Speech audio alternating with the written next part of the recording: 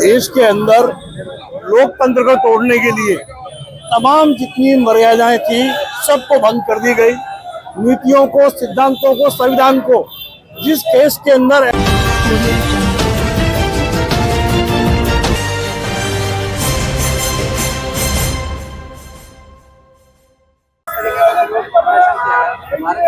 देखिए, जिस तरह नेशनल हेराल्ड के अंदर राहुल गांधी जी सोनिया गांधी जी को दोषी करार करने में भारतीय जनता पार्टी जुटी हुई है और ईडी का दुरुपयोग कर रही है, जिस तरह हमारे देश के अंदर संवैधानिक संस्थाओं का दुरुपयोग जो जम के किया जा रहा है, उसका पुरजोर विरोध करते हैं कि राहुल गांधी जी, सोनिया गांधी जी ने देश की सेवा की है। वो महिला, उस परिवार की महिला जिसने शहादत की है पूरे देश के अंदर, जिसने अपने त्याग और बलिदान की जो प्रतिमूर्ति है, उसके लिए अगर भारतीय जनता पार्टी की मंशा खराब है तो साफ देखने को मिलता है कि वो चाहते ही नहीं है कि सामने हमारा विरोध करने के जो है उनको दिक्कत आ रही है। उनको लग रहा है कि राहुल गांधी जी हमारी पोल खोल रहे हैं। राहुल गांधी जी संसद के अंदर पूरी जनता को बता रहे हैं, उसका विरोध कर रहे हैं। आज किस तरह का विरोध किया गया?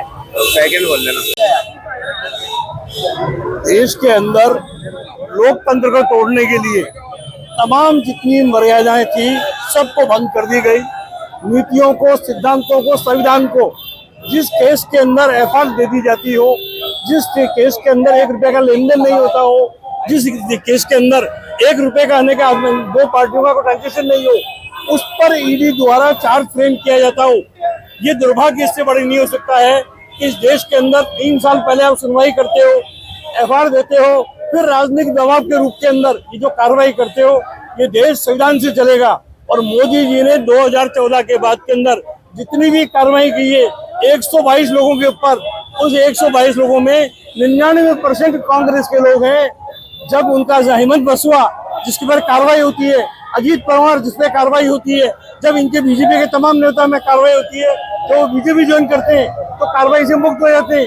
इसलिए देश के संविधान की रक्षा करने के लिए कांग्रेस जन सोनिया गांधी और राहुल गांधी के समर्थन में सड़कों पर उतरा है। कल जेल भरने की बात होगी, जेल भी भरेंगे, आंदोलन भी करेंगे, पर न्याय और संविधान की रक्षा करेंगे।